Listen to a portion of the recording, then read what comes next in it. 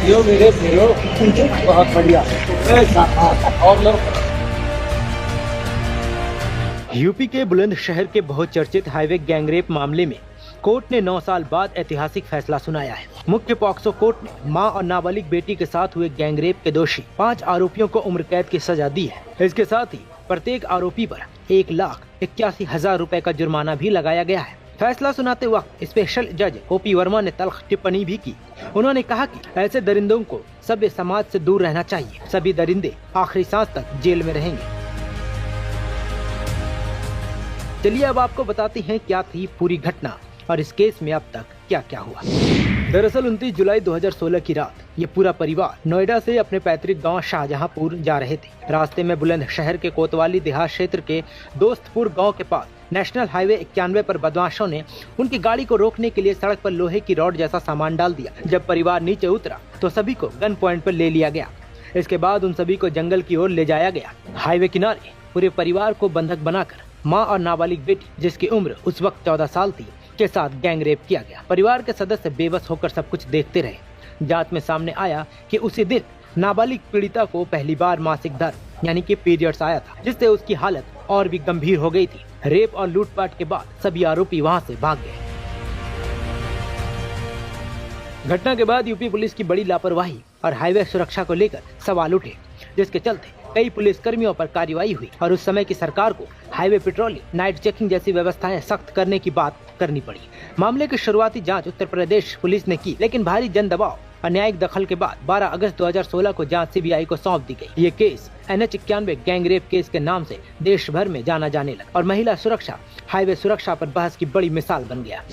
शुरुआत में इस मामले में बदमाशों के एक गिरोह के 11 लोगों के नाम सामने आए, जिन्हें कुख्यात बावरिया गैंग से जोड़ा गया। बाद में सीबीआई ने जांच के बाद 6 मुख्य आरोपियों के खिलाफ चार्जशीट दाखिल की, जिनके नाम जुबैर, सलीम, साजिद, धर्मवीर, नरेश और सुनील बताए गए। मुख्य आरोपी सलीम बावरिया की 2019 में जेल में बीमारी के चलते मौत हो गई। बाकी आरोपियों के खिलाफ 2017 और 2018 में अलग अलग तारीखों पर आरोप तय हुए और लंबी सुनवाई चली। जांच में पीड़ित परिवार की पहचान, टेस्ट आइडेंटिफिकेशन परेड, फॉरेंसिक और डीएनए रिपोर्ट जैसे सबूत अहम रहे, जिनके आधार पर कोर्ट ने इन 5 की भूमिका को साबित माना। दिसंबर 2025 में बुलंदशहर की विशेष पॉक्सो कोर्ट जज ओम प्रकाश वर्मा ने 5 आरोपियों को मां बेटी से गैंगरेप और डकैती के मामले में दोषी करार दिया। 22 दिसंबर को सजा सुनाते हुए कोर्ट ने सभी 5 को आजीवन कारावास यानी उम्र कैद की सजा और प्रत्येक पर 1,81,000 रुपए का जुर्माना लगाया। कोर्ट ने आदेश दिया कि वसूले गए जुर्माने की रकम का बड़ा हिस्सा पीड़िता मां और बेटी को बतौर मुआवजा दिया जाए, ताकि उन्हें आर्थिक सहारा मिल सके। जज ने टिप्पणी की कि ऐसी जघन्य अपराध समाज के लिए गंभीर खतरा है और ऐसे अपराधियों को लंबे समय तक समाज से दूर रखना जरूरी है। 5 के 5 आरोपियों को आजीवन कारावास की सजा सुनाई गई है और प्रत्येक अपराधी पर माननीय न्यायालय के द्वारा 1,81,000 रुपए प्रत्येक पर अर्थदंड आरोपित किया गया है, जिसमें से आधा जो अर्थदंड है वो माता को और पीड़िता को मिलेगा। अच्छा, किस तरह के साक्ष्य थे और आपकी दलीलों में से कौन सी ऐसी दलील रही जो मील का पत्थर साबित? कुल 25 गवाह अभियोजन के द्वारा माननीय न्यायालय के समक्ष पेश किए गए थे। 169 जो प्रपत्र थे अभियोजन के वो साबित किए गए थे और जो डीएनए मिला है वो उससे मुकदमे को बहुत बल मिला था।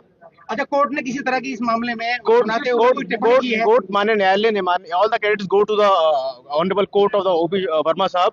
कोर्ट ने ये संदेश दिया है कि जो डेमन से इस तरह के राक्षस हैं उनको सभ्य समाज से दूर रखकर जेल में रहना चाहिए। अच्छा, जो पीड़ित परिवार है वो बार बार फांसी की बात कर रहा था। इस पूरे केस में रेयरेस्ट ऑफ रेयर की कोई कैटेगरी दिखी प्रोसिक्यूशन की तरफ से? नहीं, यहाँ पर ये उल्लेखनीय है कि उस समय कानून में 376D में और 6 पॉक्सो में मृत्युदंड का प्रावधान नहीं था।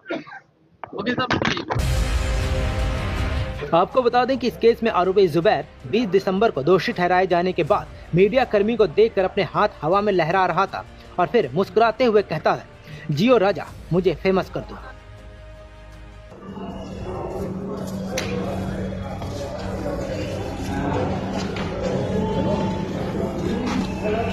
यो मेरे शेरो बहुत बढ़िया और लोग। वहीं एक रिपोर्ट के मुताबिक इस केस के बाद पीड़ित परिवार को सामाजिक दबाव और सुरक्षा और बदनामी के डर से कई बार घर बदलने पड़े और उन्होंने तकरीबन 10 साल में 5 अलग अलग जगह शिफ्ट होकर जिंदगी बसाने की कोशिश भी की। लगभग 9 साल बाद आया ये फैसला पीड़ित परिवार के लिए राहत तो है, लेकिन साथ ही ये सवाल भी छोड़ता है कि इतने संवेदनशील मामलों में न्याय की प्रक्रिया इतनी लंबी क्यों खिंच जाती है। क्यों परिवार को उस दर्द का इंसाफ इतने सालों बाद मिलता है जिसको भुलाना शायद जिंदगी भर मुमकिन नहीं है। आप इस मामले में क्या सोचते हैं, हमें खबर भी असर भी सिर्फ एस ब्रेकिंग न्यूज पर। हम वही दिखाते हैं जो हकीकत हो, निर्भय और निडरता के साथ। आज ही चैनल को सब्सक्राइब करें। विज्ञापन देने के लिए संपर्क करें।